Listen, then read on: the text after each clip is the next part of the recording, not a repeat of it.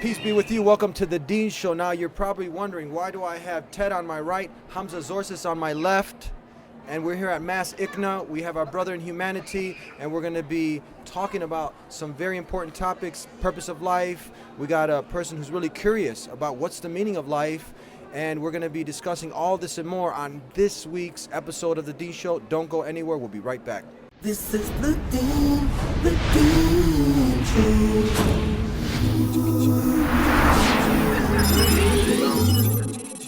This is the Dean Show. This is the Dean Show. This is the Dean Show. This is the Dean Show. This is the Dean Show. This is the Dean Show. This is the Dean Show. This is the Dean Show. Back here on the Dean Show. How are you, Ted? Peace, Amazing. peace, Thank peace. you so much. Peace to you, my friend. Thank you. You see, you already look. Just to give you a little bit of a history, me and Ted, we met over about a year ago. Actually, the first time we met was about 2006. 2006. The very first time I went to a class with you. Yes, and then somehow we ended up at the mosque. Yeah. Well, years later, we wound up at a mosque. We ended up at the mosque. You got to, you're inquisitive. That's what I like about you. You're open-minded, willing to learn. And we're at the mosque. You met a scholar of Islam, Abdullah Hakim Quick. Abdullah, the Sheikh. Yeah. Yes, we talked a little bit. Fantastic We talked a person, little bit about amazing. history, Christianity, and whatnot. And somehow now we're here today at the MAS ICNA with my brother, also Hamza Tzortzis, my brother in humanity, Ted, and we're having a nice discussion. Alhamdulillah.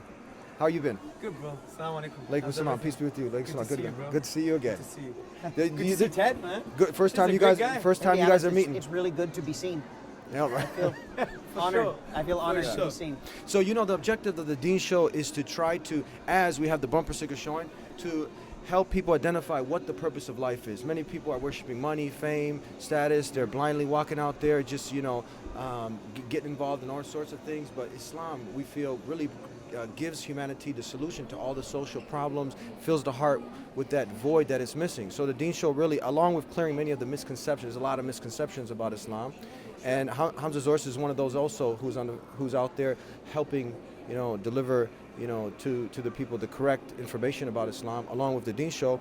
So now we thought it'd be a good opportunity where we can kind of come together and answer maybe some questions you might have, because you're like, what's that, Curious George, but Curious Ted? Suppose You remember her, yeah, Curious George? He got in a lot of trouble on his way to figuring things out. Curious so Ted. Sounds like a lot of my life, really. How did you like that first meeting we had with Abdullah Hakim Quick at the mosque? You know what? It was a fantastic meeting.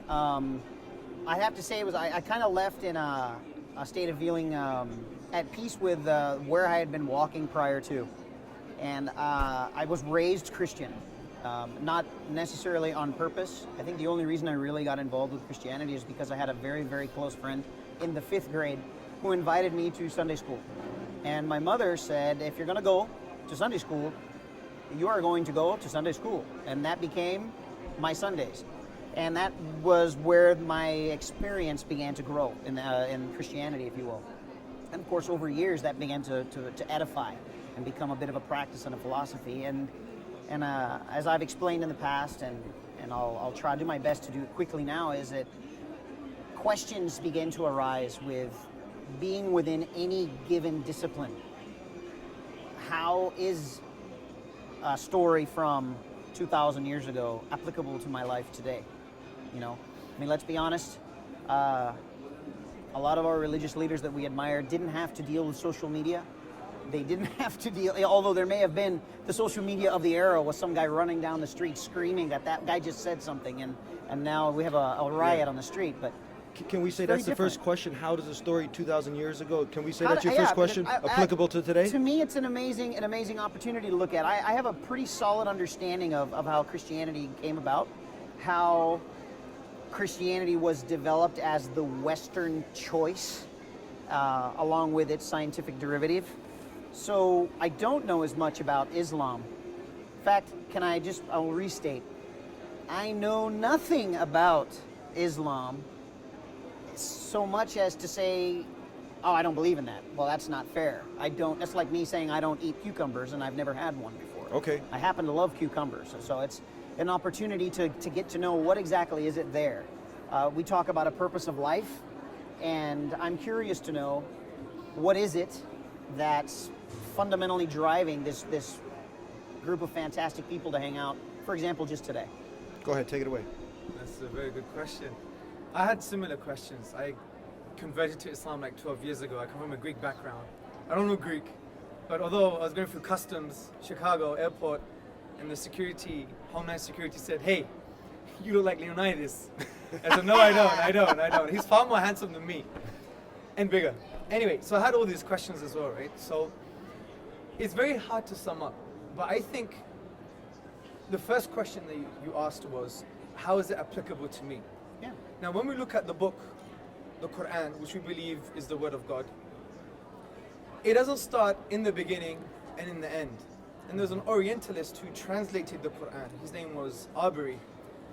And he made a very profound point. He said, the wisdom in the Quran not having a beginning and an end, the wisdom in the Quran being four-dimensional, is that it's showing us is come from a being who transcends time from that perspective and has the totality of all knowledge.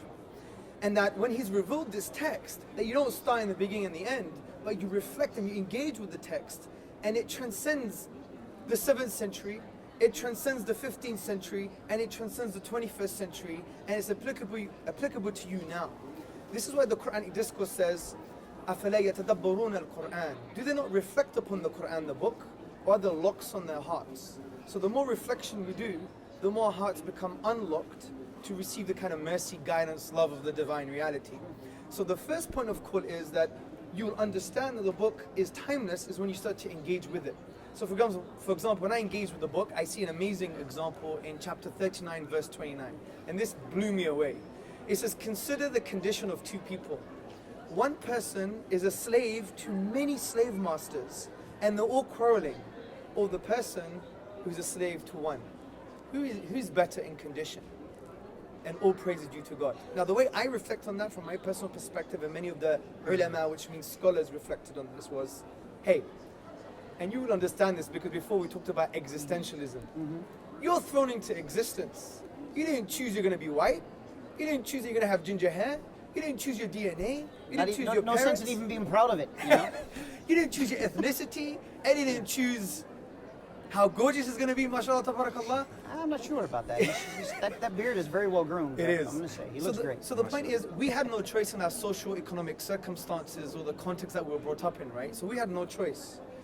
Not only this, we didn't have a choice in the kind of system we were brought up in. You know, L'Oreal because I'm worth it, this kind of individualism, this materialism. So what God is basically saying is that you're thrown into existence and you had no choice. Now the question is, are you going to be a slave to that? Sure. Then there's another point. You have your own desires and your own ego and instincts. Are you going to be enslaved to your desires and your ego and your instincts? Or are you going to transcend that? Are you going to be like a cow grazing and just eating grass and making babies and dying? Is that your existence?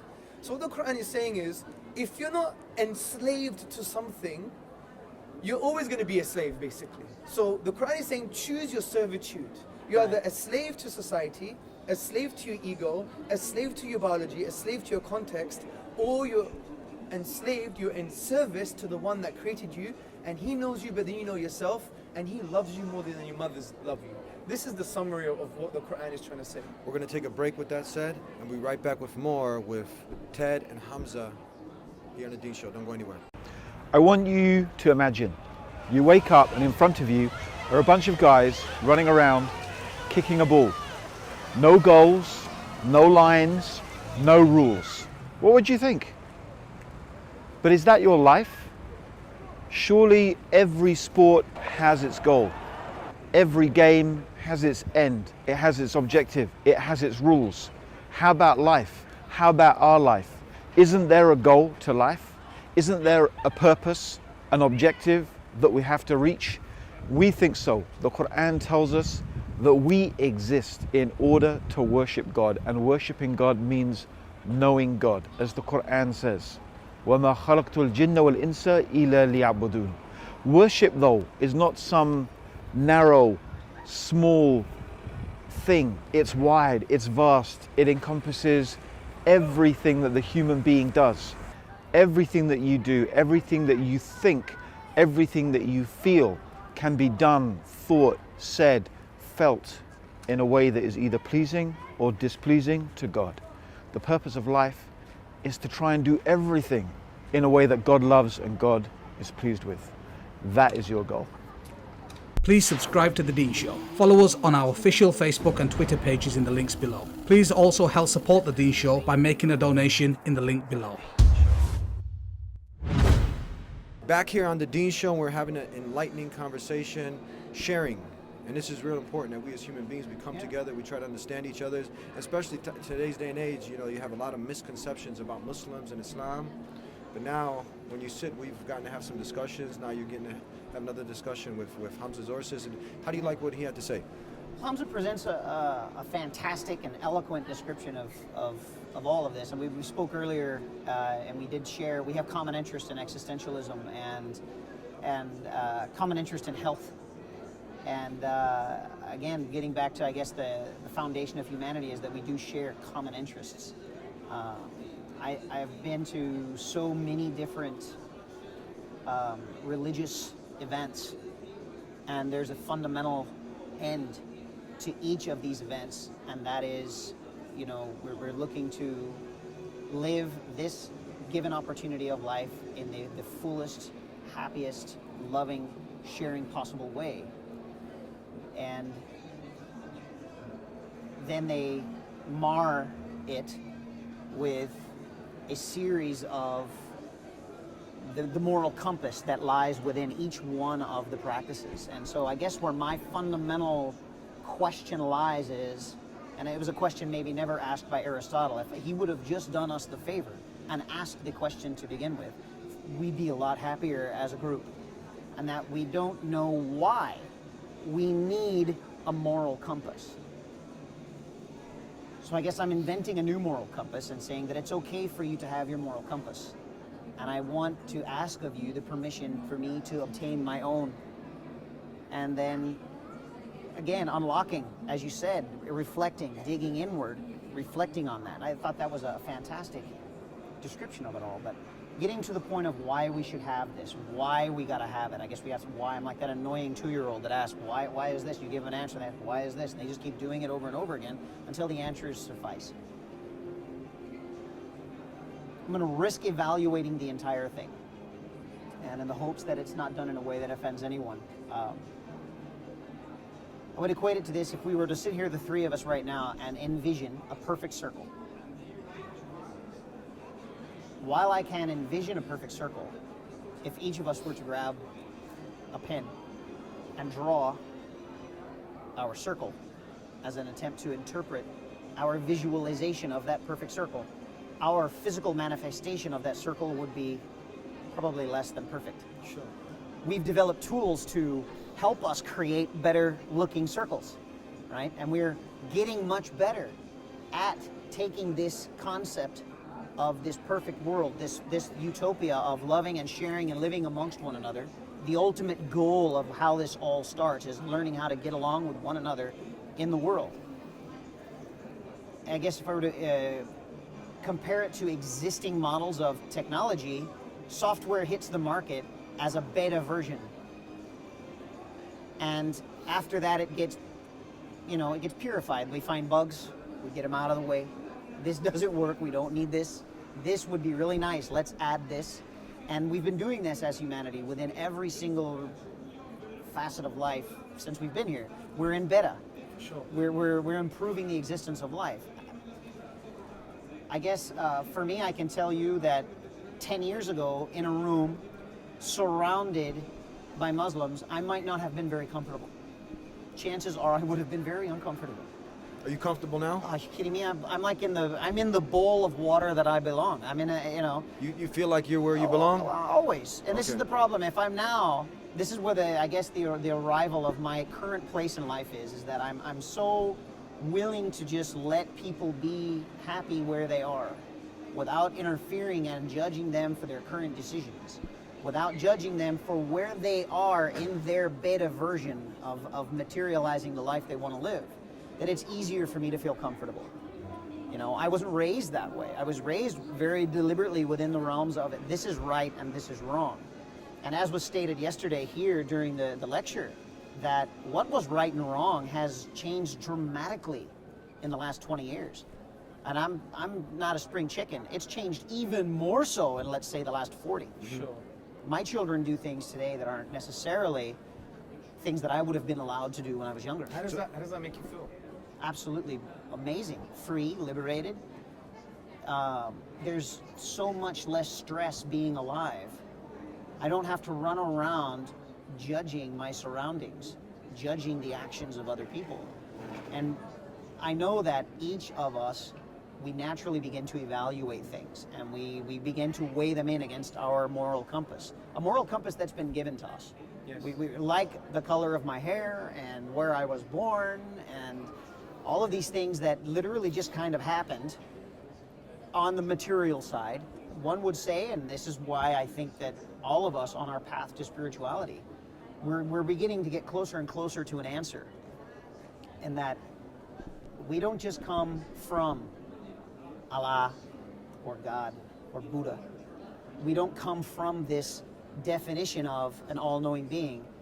We are literally pieces of that being that have spread out across the universe in a sort of way, and we're beginning to gravitate back to one another. Let me get his comments on that. Yeah, I mean, that's fascinating. I think for me, going back to my original example of like, you know, we're thrown into existence, we're almost enslaved to our biology, context, society. For me, the way to achieve that liberation that you're actually talking about is actually changing your state of servitude and slavery, if you like. Like you're basically saying, I'm going to remove the shackles from my own ego and my desires, no matter how I couch it intellectually. I'm going to remove those shackles from my ego and my desires, remove the shackles from society, remove the shackles from my kind of social context. And I'm going to try to emancipate and liberate myself. But how do you do this? And there's a clue in the Quran itself. The Quran mentions a word for the soul, it's ruh. And the word ruh shares the same root, Arabic root, as the word raha, which means serenity and liberty. So as if the soul wants to achieve that liberty, right? And the only way, from a Quranic paradigm perspective, to achieve that liberty is actually changing your servitude from a servitude to your own self, ego, desires, society, materialism, but changing that servitude to the one who created you, the one who knows you better than you know yourself. And as the Prophet Muhammad, upon whom be peace, said, the one who loves you more than your mother does. That is where liberation lies. So in a way, Islam wants to de-individualize you, wants to strip away all these kind of fake notions about yourself. I'm a doctor, I'm this, I'm that. Yeah. Even concepts of gender, right? Because Certainly. these are social constructs, right? So Islam takes away this linguistic wrapping. I'm a father, I'm a doctor, I'm a man, I'm white, I'm black, I'm American, I'm this, I'm that, I have a degree, I have a PhD. Unwrap yourself, and what's left? Who are you? Whose are you? For whom are you? And for some of us on a Friday night, where are you, right? Sure. So the point I'm trying to say is, these are the deep existential questions referring to the self, questions that I think Islam answers in a very liberating way. Because if we basically talk about other things, other methods of thinking, realms of existence, I think it has an ephemeral kind of reality, meaning it's a bit empty, just conceptually for me. Because for me, there's nothing more profound than being in tune, connecting to, worshipping, being in service to the one that created you and that knows you better than you know yourself, right? Like Allah, their deity, God knows Ted better than Ted knows Ted. Right. He knows Hamza better than Hamza knows Hamza. He knows Eddie better than Eddie knows Eddie. And he loves us more than our mothers love us. He's al-wudud, which means the excessively loving. It's a transcendent type of love. That's why the Prophet Muhammad, upon whom be peace, said that God loves you more than your mothers do. And mother's love, from a material perspective, a worldly perspective, is the greatest love. So the Prophet Muhammad, upon whom be peace, is saying that God's love is greater than that. And you can't really put it in a test tube and understand that. You could have some kind of understanding, feeling, but it's transcendent love. So from that perspective, I think that's more grounded, it's more liberating, it's more what I would call emancipating spiritually, do you see? Because I just seen that with my life. I came from an agnostic tradition. My dad's like a cumulist spiritualist, loves Jesus, but doesn't like religion and dogma. So I was brought up in that kind of philosophical Yeah, kind of... I know the drill. Exactly. That philosophical environment. But then I started to realize when I was going to the different realms of thinking or constructs or whatever you want to call it, I really felt that I was so liberated in basically this connection with the Creator, because it basically de-shackles you from everything else that's in a way illusory. Sure. You know? Well, most of it is. I would think most scholars agree that it is illusionary. Exactly. So that's why I think the Islamic paradigm, which we think is not that we have a monopoly on the truth, because a Muslim should never be arrogant, should always be humble. You know, the ulama, the scholars say that having knowledge means you say you have no knowledge, right? And it should humble you and realize that God has the picture, we just have the pixel. God has the picture, we have the pixel, yeah? And that should humble us. But what we suggest is there are some fundamental truths that what we call non-negotiable. Like, you know, you exist is non-negotiable, right? Sure. You know that tolerance and love are good values is non-negotiable. So from this perspective, there are some non-negotiable truths like Creator, you're in a state of worship to something, yourself, society, the bling bling, materialism, or your Creator. Liberate yourself by worshipping the Creator. That's the fundamental reality of Islam, and that's why it's quite liberating from that perspective. We're going to go ahead and take a break and continue our discussion here on the Dean Show with Hamza and Ted. Don't go anywhere. In the words of Swiss journalist and author Dr. Roger de Pasquet, the West, whether Christian or de-Christianized, has never really known Islam. Ever since they watched it appear on the world stage, Christians never ceased to insult and slander it in order to find justification for waging war on it. It has been subjected to grotesque distortions, the traces of which still injure the European mind. Even today, there are many Westerners from whom Islam can be reduced to three ideas: fanaticism, fatalism, and polygamy. Of course, there does exist a more cultivated public whose ideas about Islam are less deformed. There are still precious few who know that the word Islam signifies nothing other than submission to God. One symptom of the ignorance is the fact that the imagination of most Europeans, Allah refers to the divinity of the Muslims, not the God of the Christians and Jews. They are all surprised to hear, when one takes the trouble to explain things to them, that Allah means God, and that even Arab Christians know him by no other name. Please subscribe to The Dean Show. Follow us on our official Facebook and Twitter pages in the links below. Please also help support The Dean Show by making a donation in the link below. And I'm leaning towards this. You know, we're material beings. We're spiritual beings having a material experience. Oh, you caught? We're still talking. You see, it's very. This is the human connection that we're having, and you know, as Muslims, we share because we care, and we're sharing. And we Hamza, you can, if you want to expound on this. It's not our job as Muslims to try to force anything down someone's throat. No, we just want a platform. We just want people to consider this. You've tried everything else in life. Yeah, we want to talk. The thing is, we want to plant seeds, and we want to engage and learn from other people as well. Like even the Prophet Muhammad, upon whom be peace, when it came to material scientific stuff, he'll look at the Persians and Romans and say, if it worked for them, it would work for us, which gives us the lesson that scientific knowledge is a human development that we have to engage.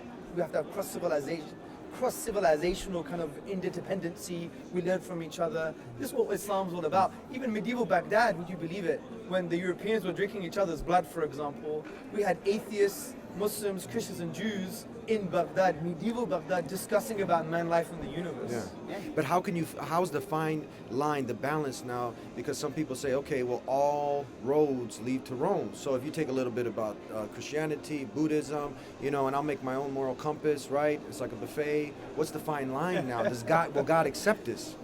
Well, from the Islamic perspective, no. Because once you understand that there is a creator in life, for life, creator of life, he created you, he created the whole entire cosmos.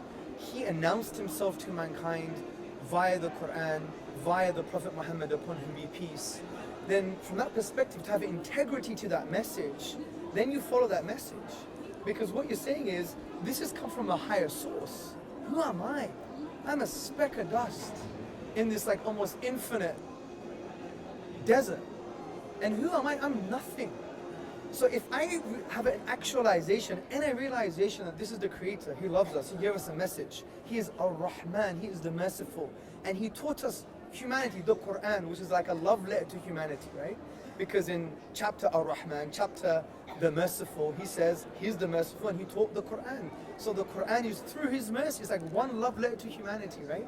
If I know this comes from a transcendent source that has the totality of wisdom and knowledge, and I have nothing, I am nothing, then who am I to say, you know what, I'll take some of that. and I'll take something else. I've affirmed its source, and that's an intellectual thing. That's an emotional and spiritual thing. If I've affirmed that's the source, then that's it. Hats off. I'm following that. You know, it's like when you go to school, university, right? Imagine I'm a 7-year-old and I go to a mathematics professor. He's writing calculus. I'm like, you're so stupid, professor. This is how you do it. And I draw cartoons. Who are you going to believe? You may know nothing about calculus. You may know nothing about cartoons. But you're going to believe him because he is the authority. So if God is the authority concerning wisdom, knowledge, etc., spirituality, the moral grounding for our lives, because there are some things that we know are morally true, it's never going to change. If I were to shoot in the head for no reason, I don't care what society says, it's wrong, right? Your bottom line lies to that. There's the segue to part of where I'm standing on this, and that exactly. we're agreeing that it all comes from Allah, and for the sake of this conversation, and there I'll give that, and respectfully so. I find it remarkably difficult to stand in a position where I can make a decision that this yes comes from him and this no. The agreement is that all things come from. You're giving us something now. This is so good. Okay, come on. If all things come from Allah, how are we choosing this moral directionality? And I'm going to agree to this. Why would I say committing murder, killing another person? Deep down in the depths of who we are, that violence is derived in an effort to defend a position in our life, not a posture of being a human being, but the position of standing in a belief. This is the conflict that lies amongst religions. This is potentially my goal in life, is to dissolve that. That needs to stop. So how would you summarize this in a question now? And the question is, I feel how are something you hot choosing? coming. Give it to him. How is it that you are genuinely choosing that this is Allah's message, when we know already within the Quran, and I don't know, when I say we, I'm including myself in this because you're sharing it with me, we know that it all comes from him. And if it all comes from him, just like a watch comes to you from a box with all of the parts that it requires to be a watch, humanity has come with all of the parts that it requires to be humanity. But that's the point. So That's Allah dropping in on it, right? That's there. When I buy a watch, not that I wear one. Yeah, me neither. I hate things that I just find it very difficult. Like say I buy, let's take the watch, make it to an iPhone. Or a Samsung. Sure, something that whatever. we use today. In that box, you have a manual. Yeah. Now, you could say, let me live my life trial and error. But the problem with this is, not that error is wrong. Because the Prophet Muhammad, upon whom he said that the son of Adam sins, and the best of all sinners are those who turn back to God. They repent to God, who just turn back to him. Error is not a problem, but just using that as a method for life, you're always going to fall in some error. So what the manual does is, if you really want to have a holistic understanding of what's going on, just understand the manual, read it. So what God has done, he's sent us life, he's given us life, and he's given us a manual, which we call the Qur'an. So the question lies, if everything is based on this book, then what good reasons do we have to believe in this book? Let me give you a hypothetical scenario, because we may not have much time to discuss why I think this book is transcendent, it's from the divine. If, and I want you to be very sincere, to look right into your heart, explore and swim into the oceans of your beautiful heart, and I want you to answer this question. If we could show good reasons, intellectually, rationally, spiritually, humanly, whatever, that this book can be attributed to the divine, forget Quran, say book X. Say we had book X. Yeah, whatever source it be. Book X.